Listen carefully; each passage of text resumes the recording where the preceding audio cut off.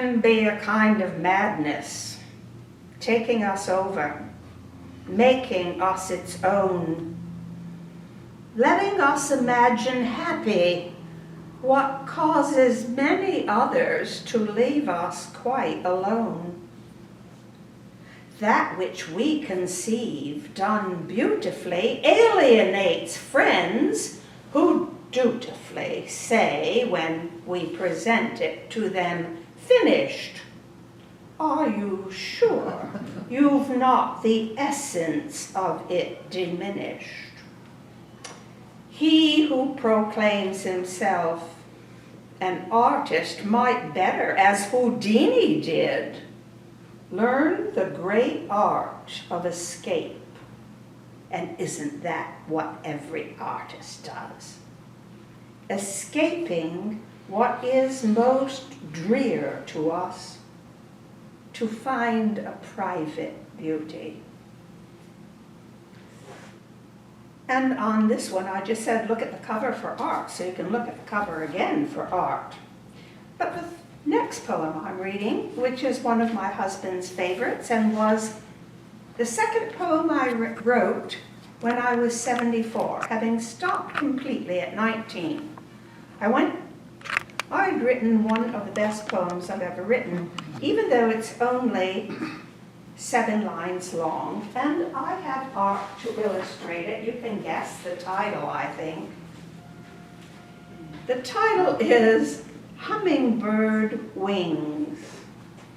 Now, the other night I climbed up a tall ladder in my living room, which is about 12 feet high, and on the top shelf I found an article on hummingbirds in National Geographic. So I almost killed myself to make these paintings. I paint from other people's photos.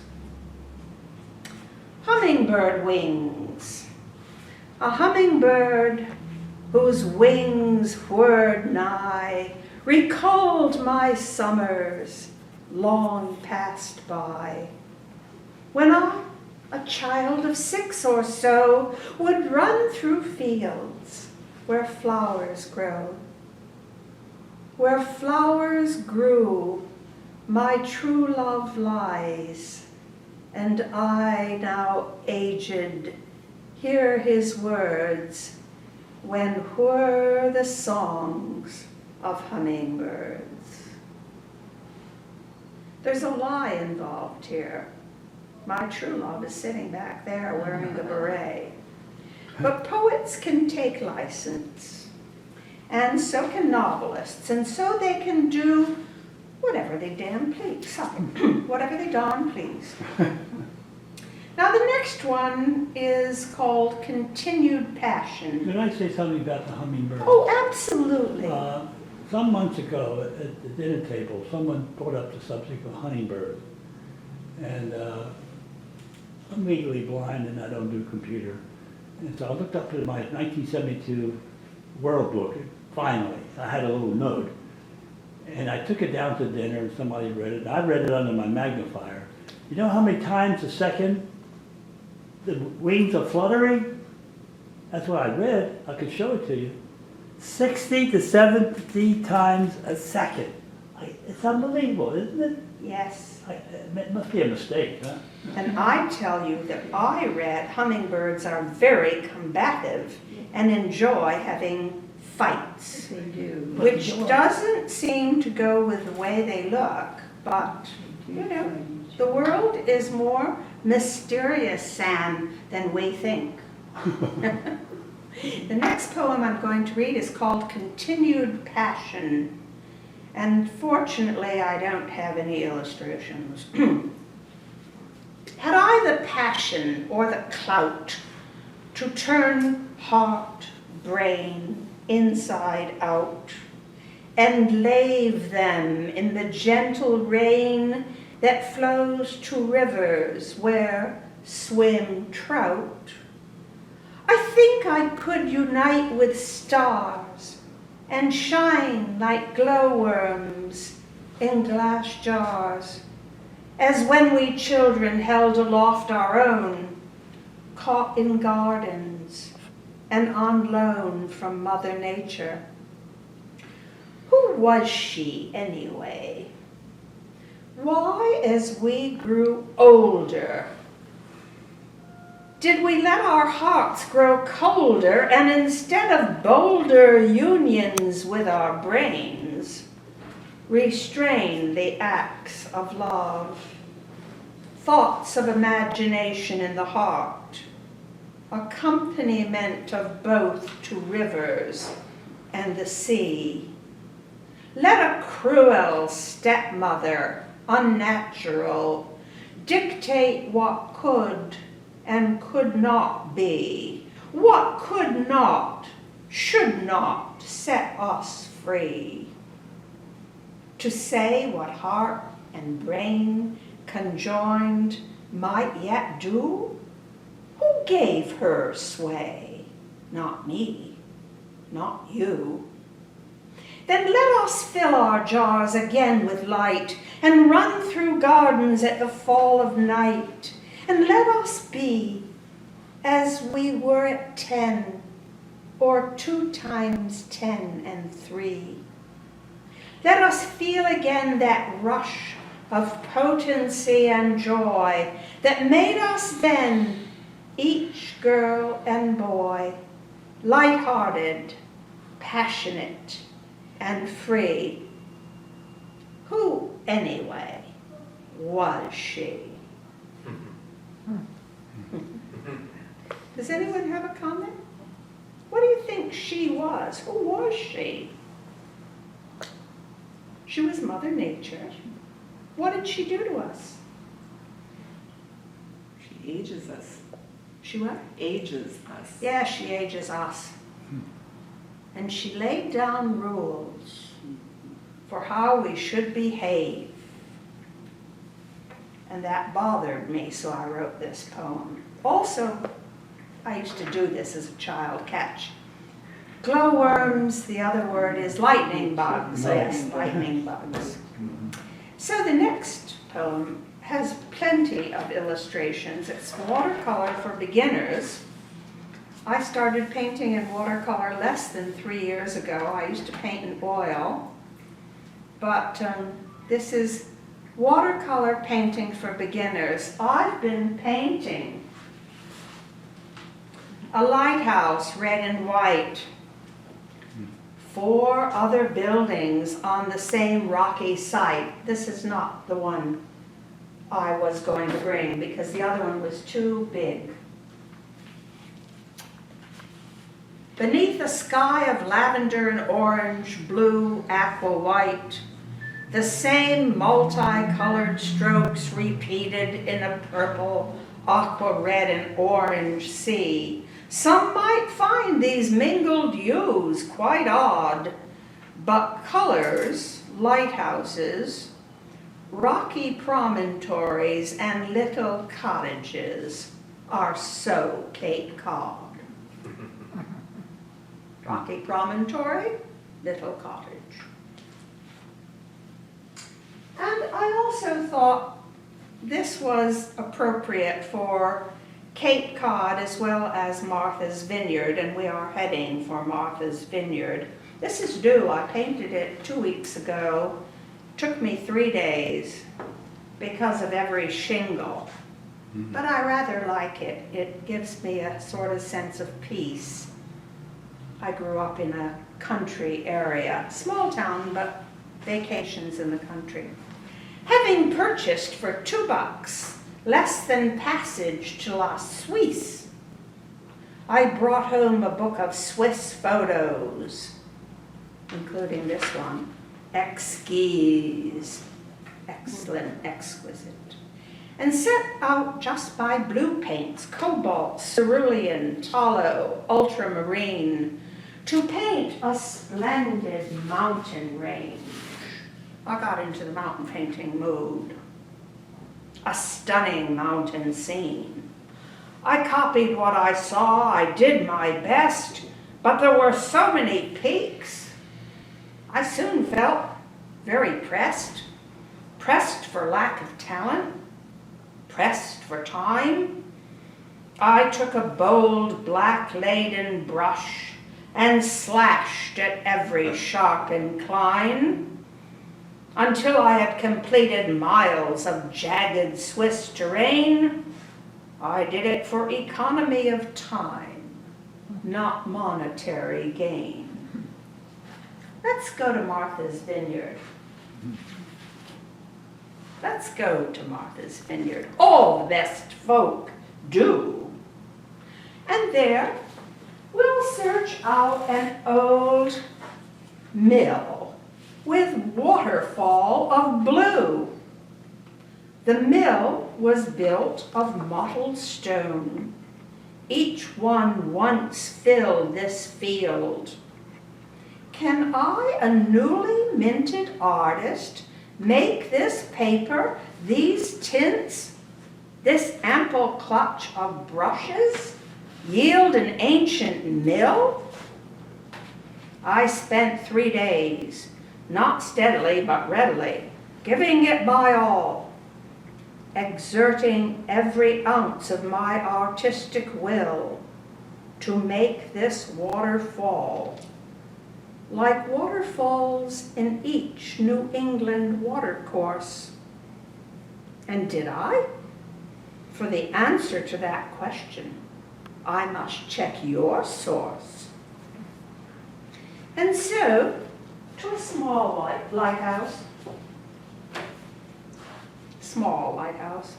one in blue and white, it sits upon the sea and shines its light on fog, against a royal blue sky, for it is night, when sailors seek out what they most need after grog, a sign that they will reach home port and soon. Tonight, should any disaster befall its lighthouse master, there's a moon.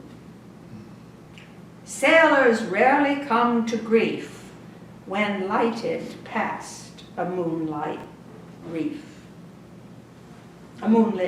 Sorry.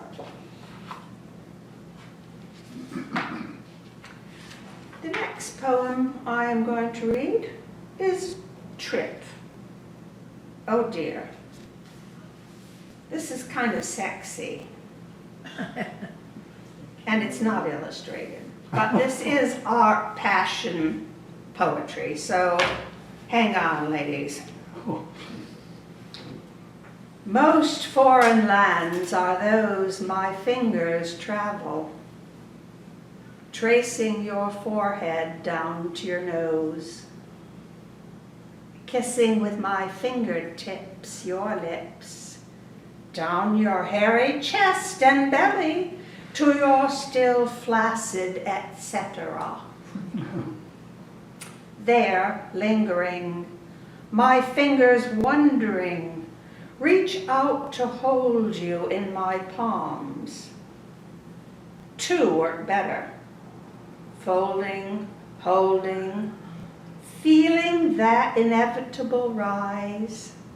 I glance upward at your eyes, at your desire, much more clearly seen than when we raised ourselves. You left, me right, onto heretofore impersonal white sheets and set out to explore such lovely unknown parts. And here I got a little bit E.E. Cummings, whom I admire. Maybe you admire him too.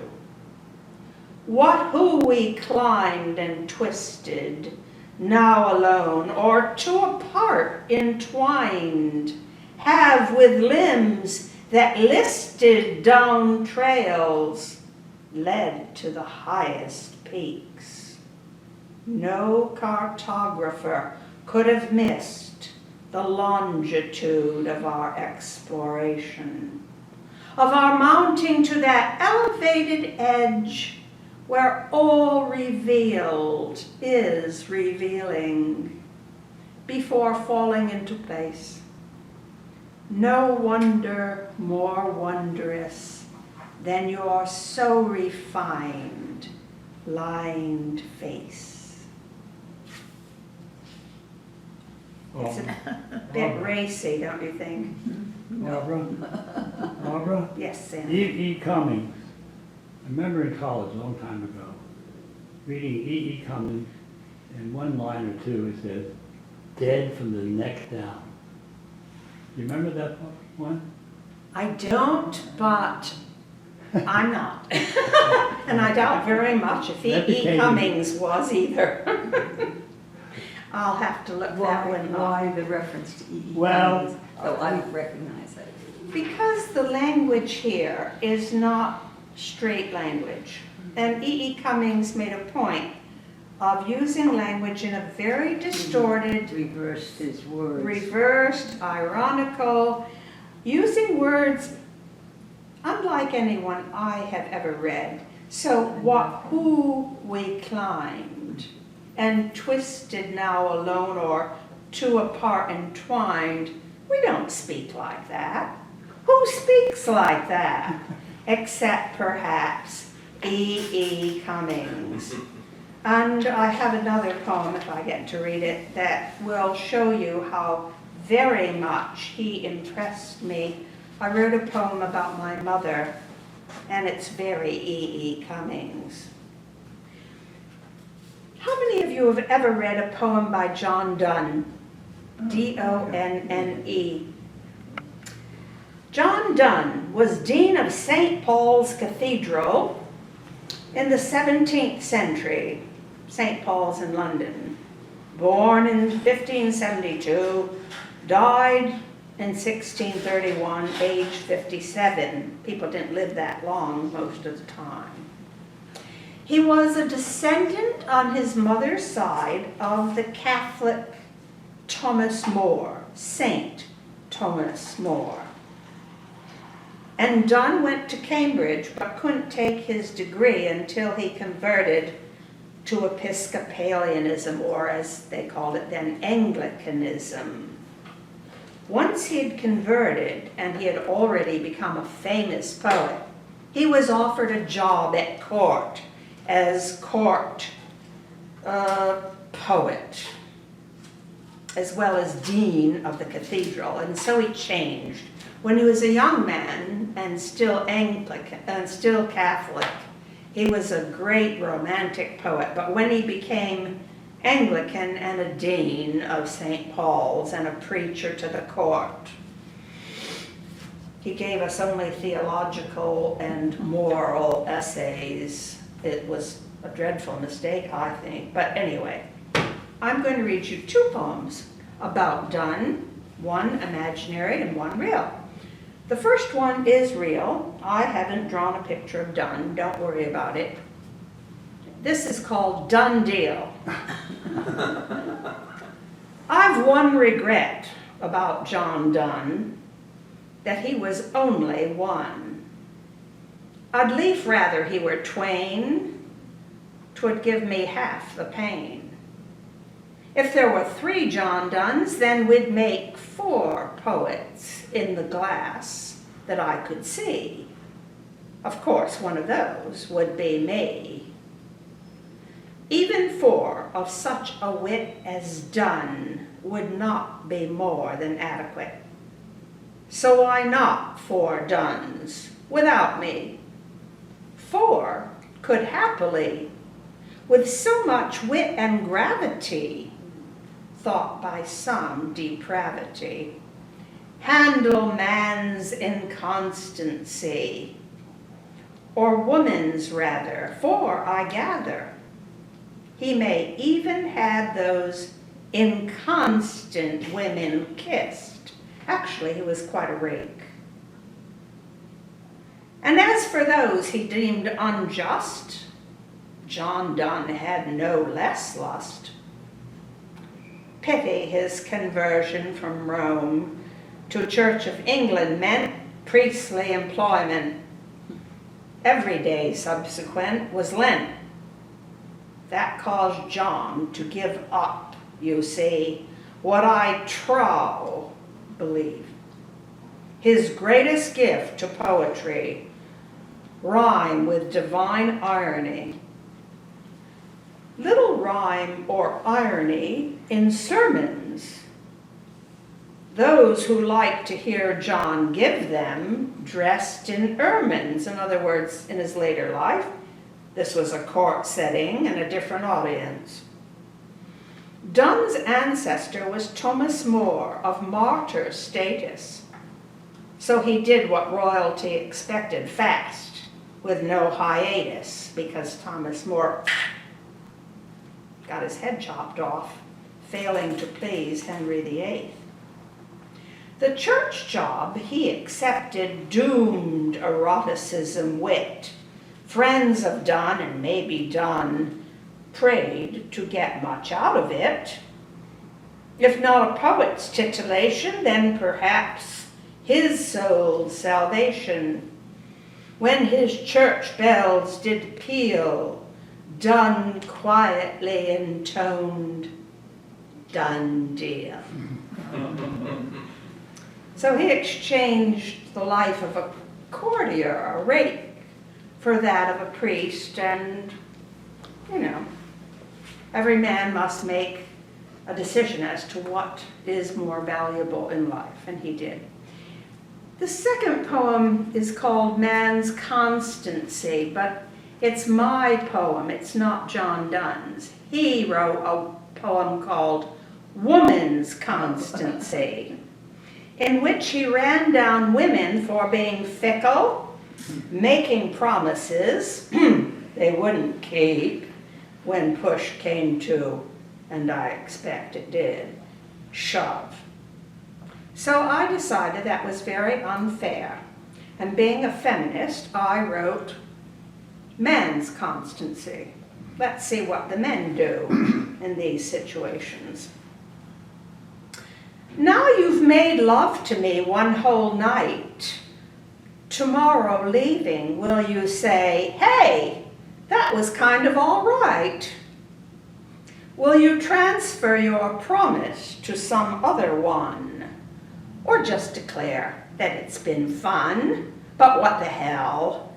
We're not the couple others aim to mime, and that whenever we'd be sure to leave behind what we in the throes of a good screw swore true. Others keeping faith be more apt to do. Or since marriage, love, and death are dicey propositions, it's not likely either one of us could stick to what we said we would, not longer than a day, or just till bedtime, say. For having sworn to change and so changeable, you can just easily ditch what you just swore was true. Egocentric lunatic, among these snares I could dispute and cream you, and I would, though that I will refrain to do, for by tomorrow I, no doubt, shall behave like you. The worm, female worm, turns. So I love Donne, at least his early poetry. Since this is art, passion poetry, the next is called The Soul and Beauty. No illustrations. How can you illustrate a soul? How can you illustrate beauty? Well, maybe if you got Melania Trump up here, you could illustrate beauty, or Princess Grace, but the soul, I've never seen a picture of one, so you have to go with no illustrations here. Does art speak frankly to the soul? Does soul transform the arts? Does beauty enter by our fleshly parts, direct itself to minds, to hearts? What must a soul's aesthetic be? That which lasts eternally? For art and beauty leave a stamp. Souls drift down every ramp, still pure. Perhaps the soul consigns the beautiful to hearts and minds, because it knows a truth that artists, poets, painters never chose, confines itself to what cannot be seen, consigns all art to what it deems the evanescent realm of dreams, from which the spirit as the soul have set themselves another goal entirely. I think you'd have to read that over several times, and then you might not understand it. But that's how it is with poems. My poems start out often being quite simple, with simple titles. They end up being mind teasers, and some people don't like that. But if you only have one thin book and you've invested in it, I should think you could make it pay by reading it for the rest of your life. Even I don't understand some of these poems. I have to be honest with you. I write most of them at 10:30, 11, 12 o'clock at night. They come very fast. The usual poem takes 5 to 10 minutes. I don't make any changes until morning when I clean up a few little squiggles, because I don't see well at night. I have dry eye. But that's neither here nor there. The next one may make poetry lovers a little uncomfortable because it sort of denigrates poems. Now, why should a poet denigrate poems? How it is with poems, a poem is and is not, was once, but can no longer be. Words hint at vanished thought, at vanished intimacy. Music minus sound, past healing.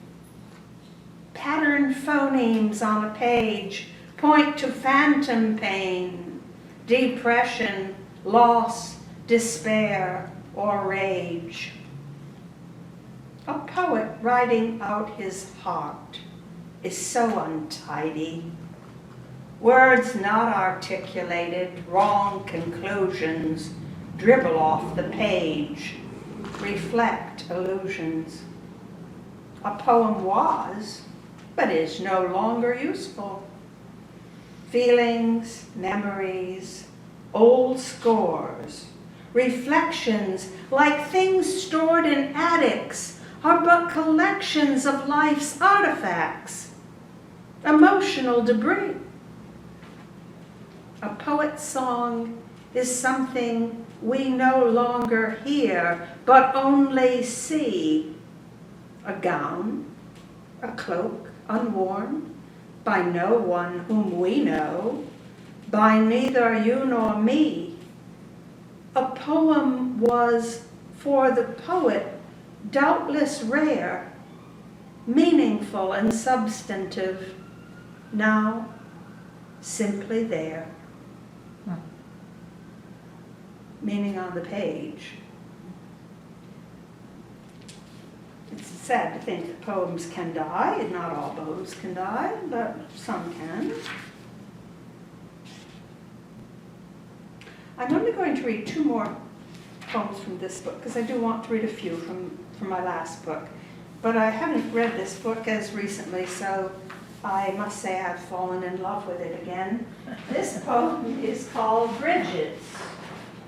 And I brought 4 bridges for you to look at.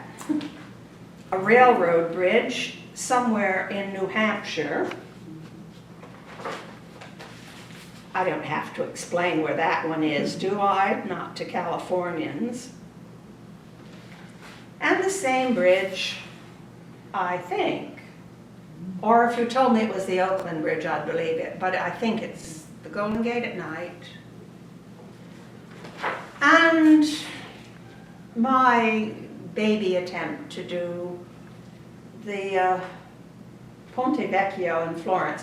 We used to live about here for 5.5 months on Santo Spirito in an old palazzo, only the 2nd floor, but still it was big.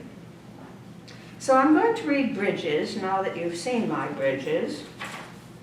I think it's easier than some of my poems to understand, but maybe not. Can't tell. A bridge most simply fills a void, a space, and lets you get from place to place. You cross it, leaving parts behind that you may or may not ever find. A lover, garden, books and such. Crossing bridges can cost much. And having done, you're out of touch. Every crossing takes its toll on what you thought would be your goal.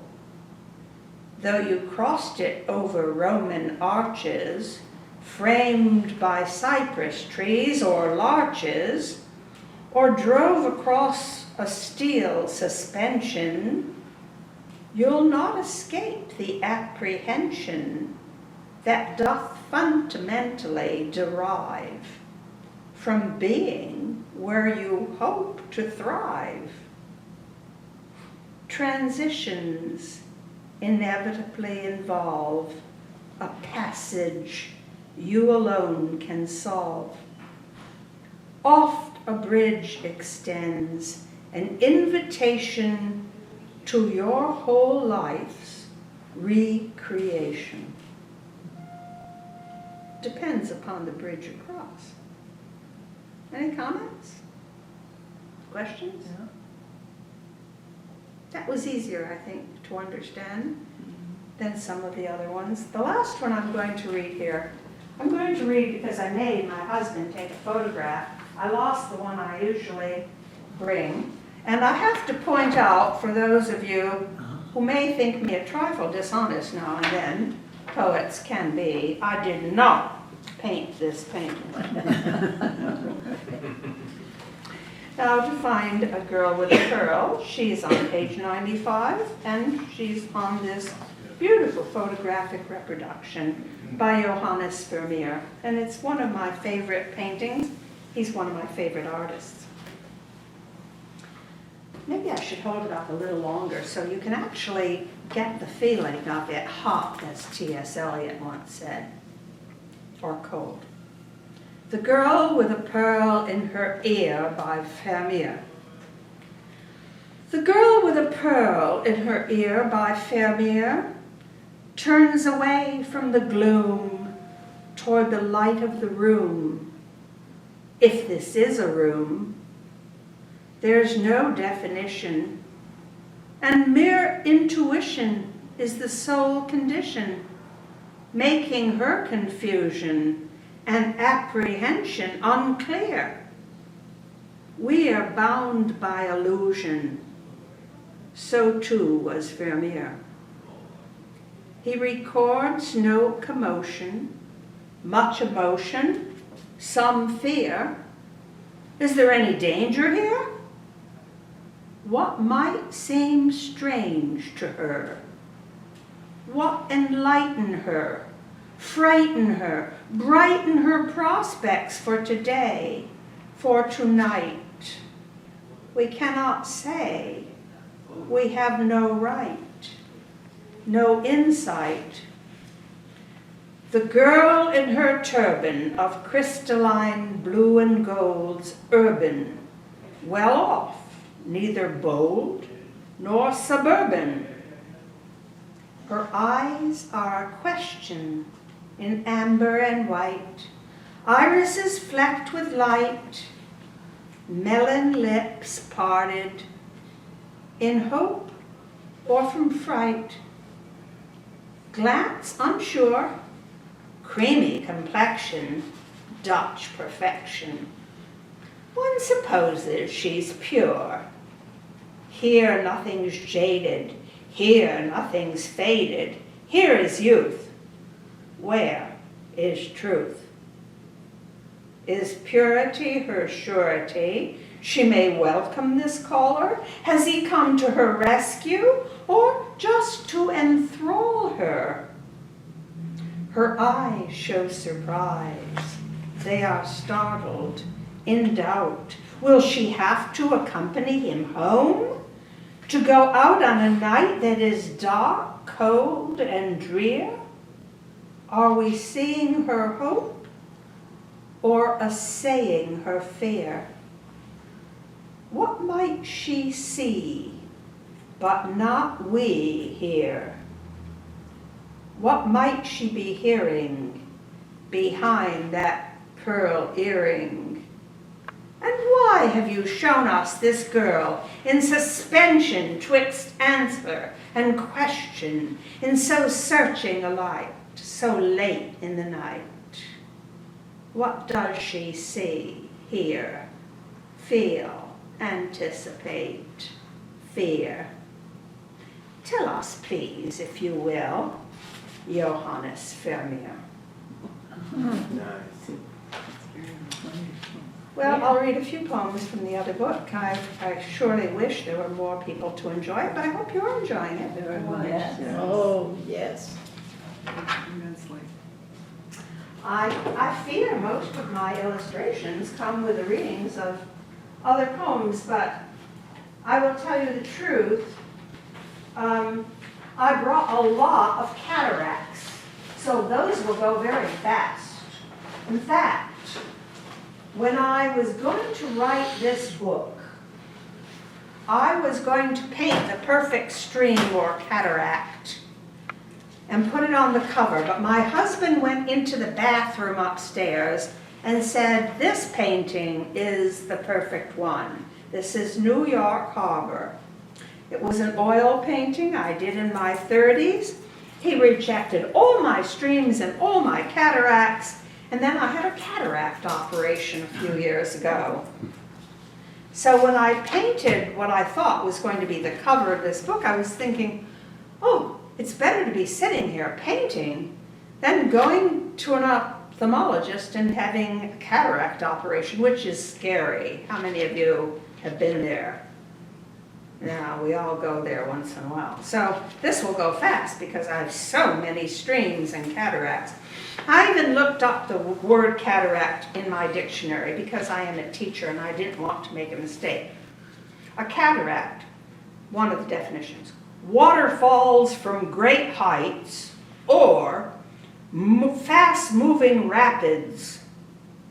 And so I think I haven't sinned against the meaning. They're all either waterfalls from great heights or fast-moving rapids. Okay, so page 6.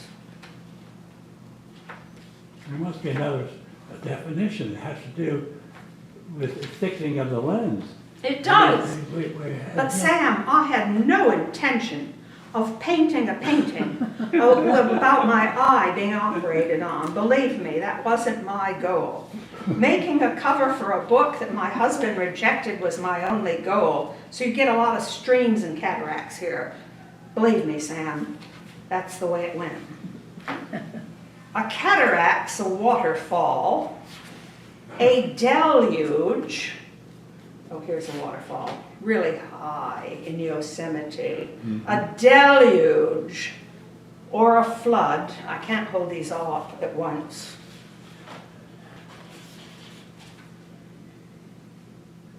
I lost my place. A deluge or a flood. That may be beautiful or bring no one much good. Here's another waterfall. I mean, if you got in the way of the water and slid down the rocks, it wouldn't bring you much good. So I'm not apologizing for that. It comes from Greek words for fall, break, smite. In eyes, it means opaqueness Right. of the lens. Right. And causes, as one ages, loss of sight. This is a mountain with a fast-flowing stream, and the dictionary says it counts as a cataract, so there you go. And here's another one. From a height, this one is in Yosemite, I believe. So, sight intact. A cataract's a wonder to behold. Deluged by memories of Niagara Falls. These are not the falls. As newlyweds, we viewed its rainbow span, horseshoe of aquatic grace, called child and man, to walk like rubber ducks beneath its tinted space. And I said rubber ducks because when Bill and I were married, I was 21 and he was 27. People put on little yellow raincoats and walked under the falls. So I thought they looked like rubber ducks, but I was too chicken to do that. And I'm not through with cataracts. As you can see, I was going to put this on the cover.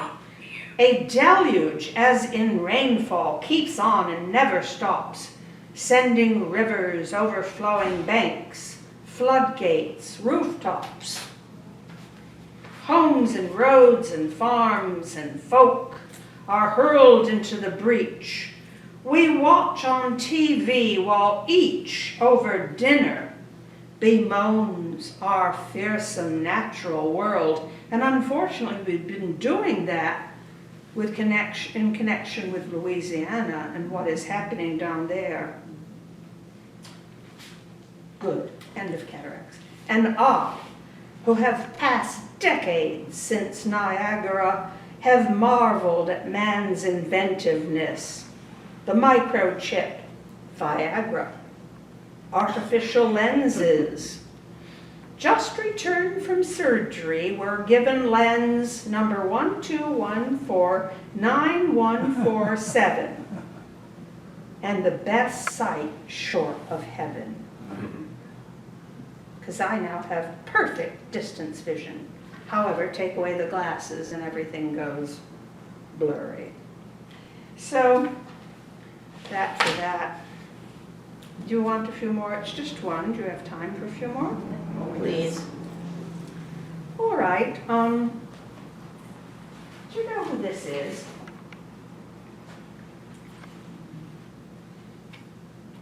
Yeah, you said. Anybody guess? No. Nope. No. That was- Same era though, Oh, I think. Who? John Steinbeck. John Oh. Stein. yeah. And I wrote and painted this poem because Terry Weil's editor was a lover of John Steinbeck's novels. And I thought, well, I'll put one of his novels into a poem and Terry will publish it, which he did. He didn't publish this painting, but published the poem.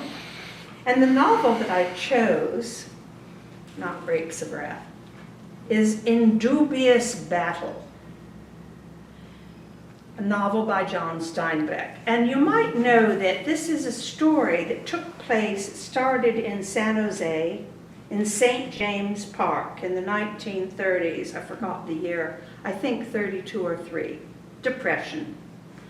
A group of unemployed, ragtag and bobtail men, some with cars, some with trucks, met in St. James Park.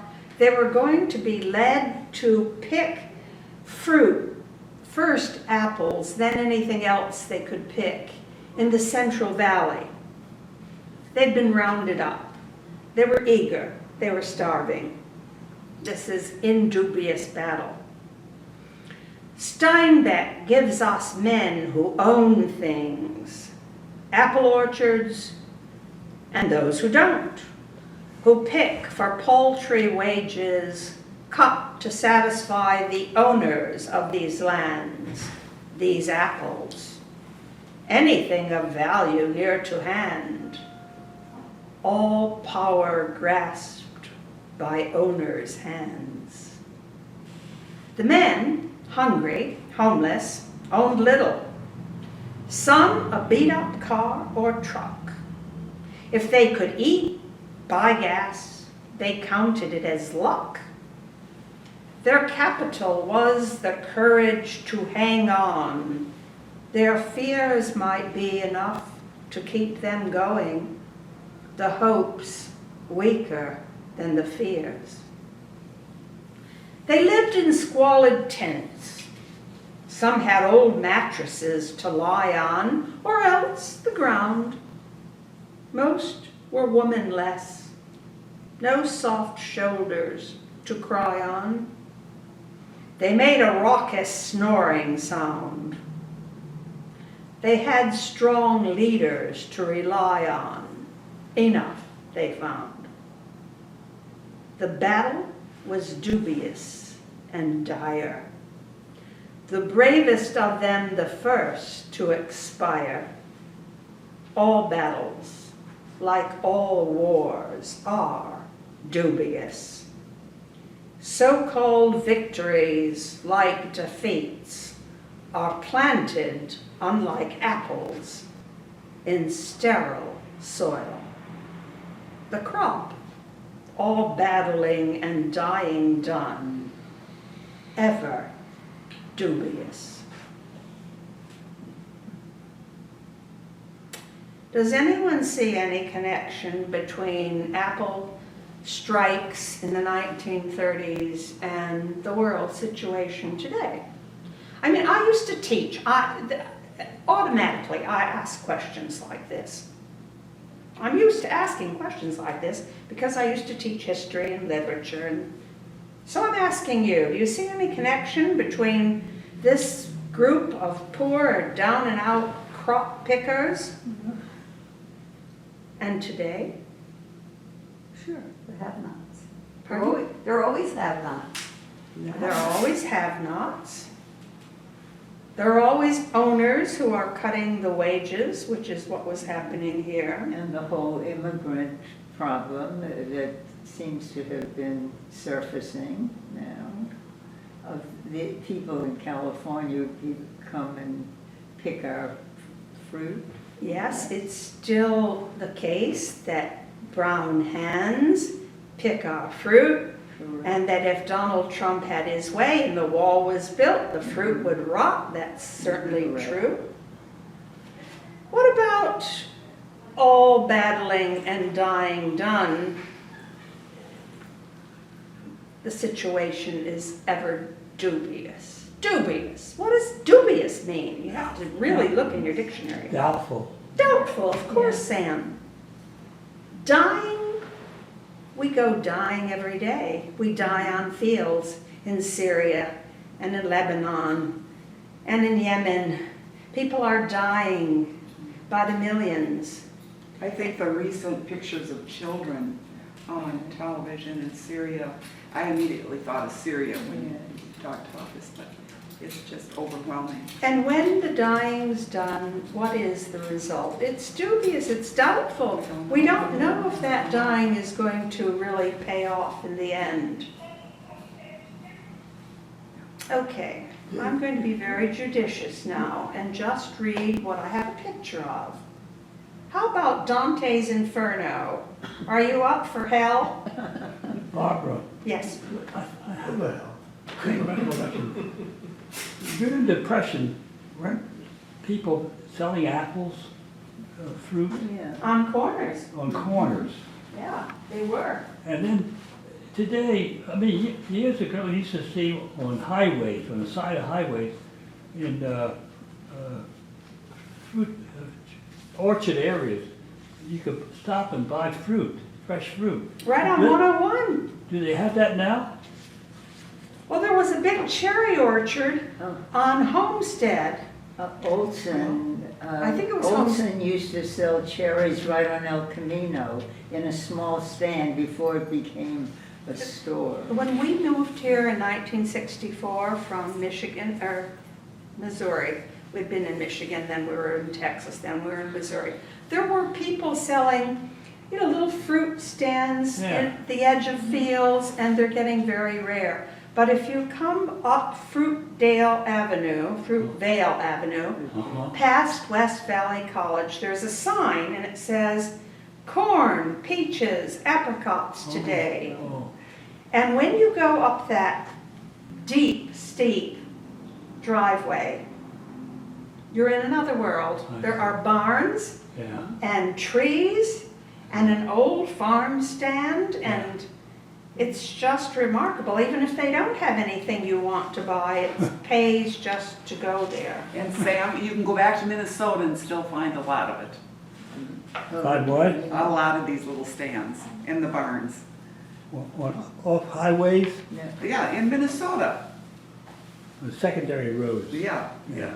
yeah, you can tell. This Okay, is supposed to thank be you. a picture of Dante. Next to him is Virgil, who took him through the dark wood down into hell. Or was it purgatory? Purgatory, I think. Same thing, isn't it? No. Purgatory, Let's hell's see. not the same? In the Inferno. Is waiting to That's get. right. I guess it was Yeah. the same at different levels. I've kind of forgotten. But the reason I took this, and I took it off my computer in black and white, it wasn't that clear, was that this painting was made by Giotto, who was a friend of Dante, and I figure, though better paintings were made of Dante in the 17th and 18th century, this probably looked more like Dante since it was sketched by Giotto, who knew him, than any other painting of Dante. So, Dante's Inferno. Well, Dante have to do with Don Quixote? No, that took place in Spain. Oh, That was Cervantes. Serva. Yes. This is Dante Alighieri's view of hell and heaven. It's called Dante's Inferno, an introduction. The Divine Comedy reflects what Catholics taught. Christendom's learned sin would lead them into an inferno by God's tender mercies wrought. There they would be cruelly tortured, forever caught. Alighieri leaked nothing, banked on fear. His, like ours, was by imagination made so clear. Vengeance would rain down on all deceivers. Paradise would buoy up the spirits of believers. Virgil thought salvation must be a flawless nation. Now, Virgil in antiquity wrote about the discovery of Rome. It had been discovered before, but Virgil didn't care. He wrote a long poem about the Aeneid, that's what it was called. And he's pictured here, so he too was a poet. But Virgil's Aeneid thought, if you find a perfect, flawless nation, and he thought it was Rome, you'd find salvation there. Not Olympus, certainly. The Greeks run that one. But as Aeneas discovered, Rome, there, military discipline and the rape of Sabine women would provide for Latins all the perfect home. Funny how the perfect place is always attendant on the rape of women. I guess they needed population. Dante Alighieri, exiled from Florence, his native city, bethought himself to write of hell, where sinners got no pity, were exiled from the maker of the law, and knowing. His inspiration? Humility revealed by that law glowing. And this is what happens if you don't obey the law. The Decalogue, the law. Ethics. If you're bad, you're going to land in hell, and these little innocent-looking flames are going to burn your skin forever. So, you know, poets have great imaginations. So did the Roman Catholic Church, but can't go into that. His enemies said he'd something dark to hide. They oped Firenze's gates and hurled the terrorist outside. Meaning Dante, he was thrown out of Florence. Ne'er dreamt this traitor's comedy would long after they were dead be purchased, loved, researched, and bound in calfskin red. We'll skip Virgil's wandering in a darkened wood, a shade in shade, whom Virgil made found Rome. Virgil led Dante through the lower depths, purgatory and hell, you're right, Sam, but left all the higher ones alone. Beatrice did the latter on her own. Beatrice. What Virgil did for Dante was provide a scary tour. Dante found close friends in hell, some quite dour. There lived classic poets, philosophers, pagans to be sure.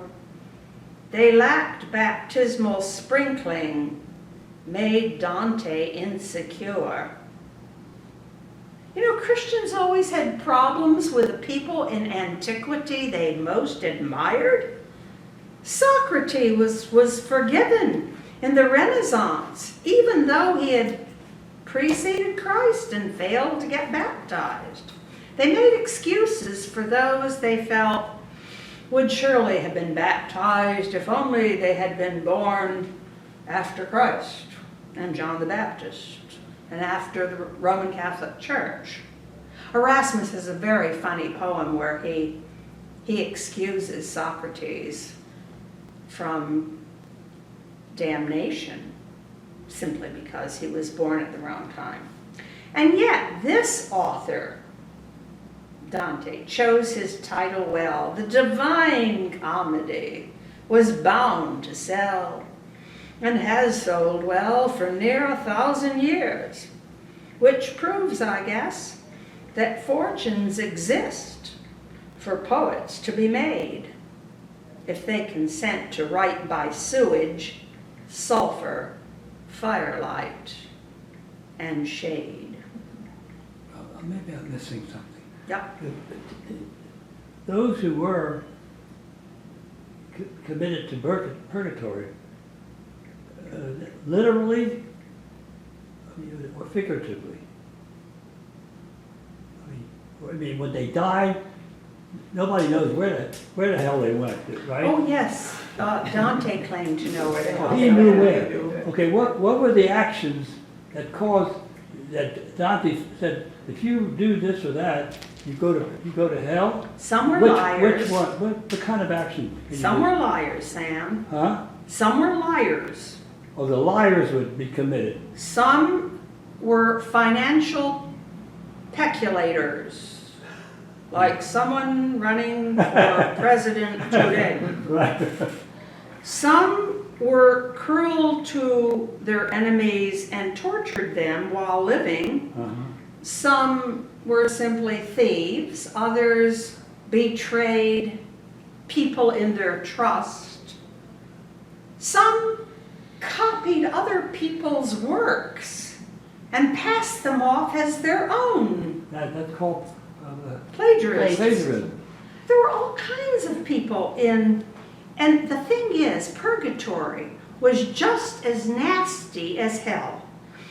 The punishments that Dante describes are so bad you can't imagine. The only difference was, I mean, you could be swimming around in sewage for 100 million years, but you had hope if you were in purgatory that one day you'd get out. You could be burning up for millions of years, but if you were in purgatory, you'd get out. Why?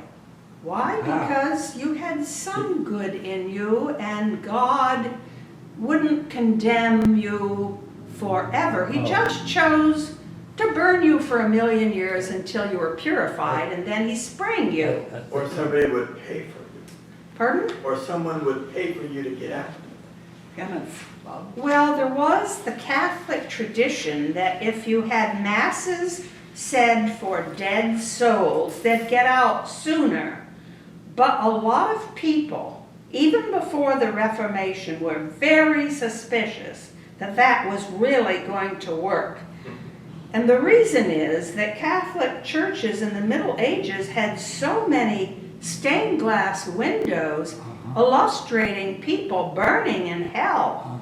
And Renaissance artists, that was one of their favorite topics. So, could you really trust a friend paying 30 sous or 30 francs or whatever to get you out of hell early? And if you were suffering so and you were dead, what difference would it make? Every moment was another ouch. I mean, I can't understand all this stuff myself. But have this permeating in society in those days kept people following the true course of living, a good life. I mean, not to infringe on anybody and I have a follow the friend true who wrote, path. Sam, What? about the private lives of nuns in convents.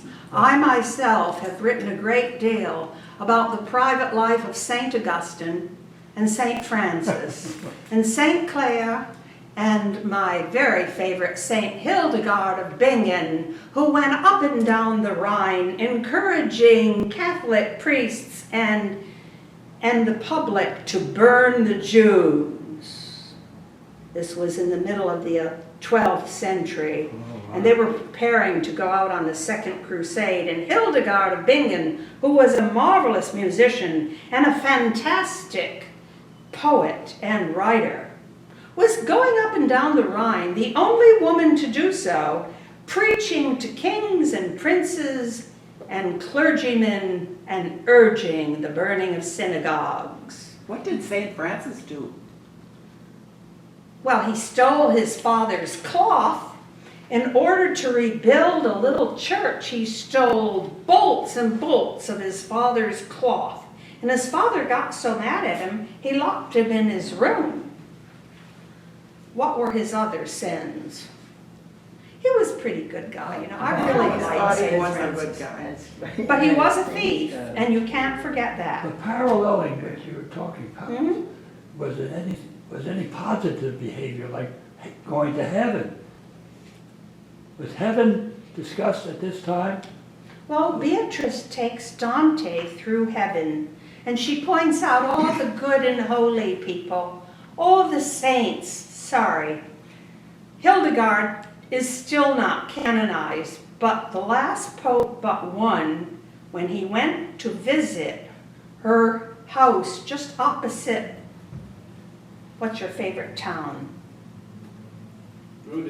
Rudesheim. She lived on a high hill across the Rhine from Rudesheim. And she was such a bitch. I can't help it if she cured women with herbs and wrote wonderful music and poetry. She also had dreams that she made one of her sister nuns paint. She fell in love with a sister nun. And then she got so angry when that nun was promoted to her own convent to be the abbess of a convent in northern Germany. She wrote the Pope. She wrote the Holy Roman Emperor. She complained to the Archbishop, "Bring back my friend." She didn't dare say lover. Hildegard was a case. So I don't think she got to heaven because the church hasn't yet decided to canonize her. Though the last pope who visited her burial site in Germany, I think to flatter the German Catholics, said, Was she a lesbian since she fell in love? yes, she was a lesbian, of course she was a lesbian. Said, but who cares if she was a lesbian? She was just a nasty character. She went out of her way to make trouble for people. And I think burning Jews up in synagogues is really unforgivable. Is that because Jews were known to have killed Christ? Well, yes, and poisoned wells and made matzahs. This was after Christ? Or Wait a before? minute, Sam. They were even accused of making matzahs out of the blood Oh, of yeah, yeah. children So they had that's the slaughtered. Yeah. So I'm not fond of Hildegard. I mean, there were some really rotten saints in Catholic history. Don't get me started on St. Augustine.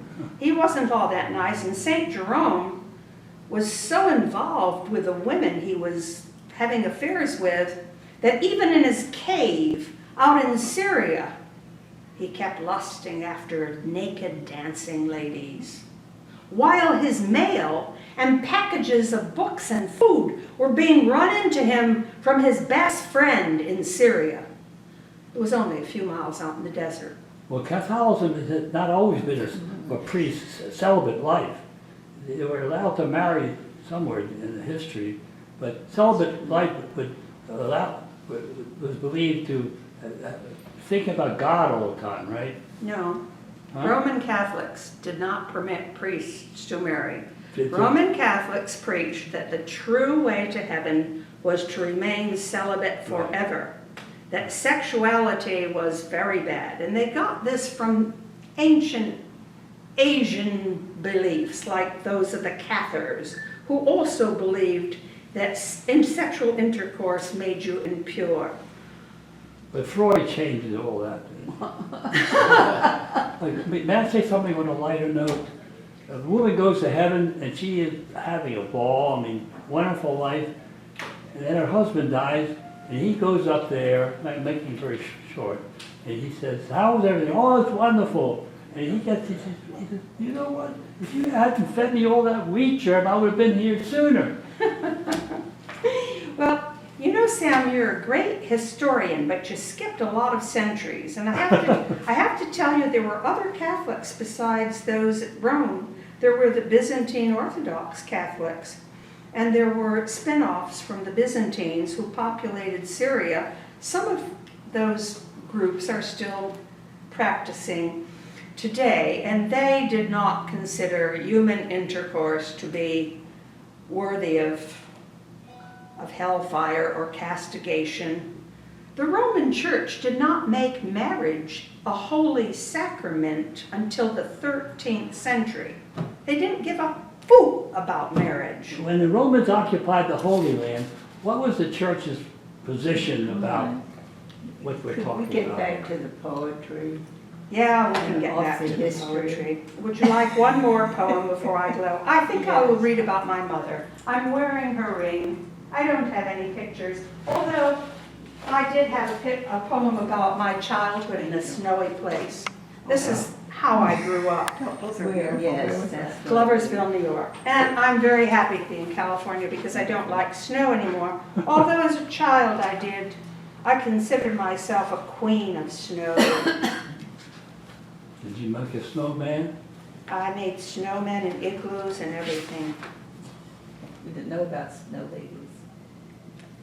Snow That- ladies. I that's- didn't make snow ladies. I wasn't a feminist at 8. You're right. My mother and my father were factory workers. In fact, I was going to read you a short poem named Passport, and this was the surprise. This is my father's passport. Wow. It was signed by officials in 3 languages, Russian, German, and French. I found out late in life that my father's name wasn't Max Sher, but Mordecai Sher with an I. My name I spell S-H-E-R. Mordecai was Yes. my father's middle name. He was born near Kiev, and I can make out the word Kiev even though it's written in Russian. I'm such a clever little person.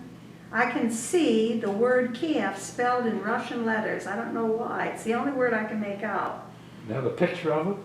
No, and he didn't even sign his own passport. But on this, in 1913, he passed the Statue of Liberty and of course had to submit to physical examinations. And if it weren't for this little piece of raggedy paper, you wouldn't be being bored here today.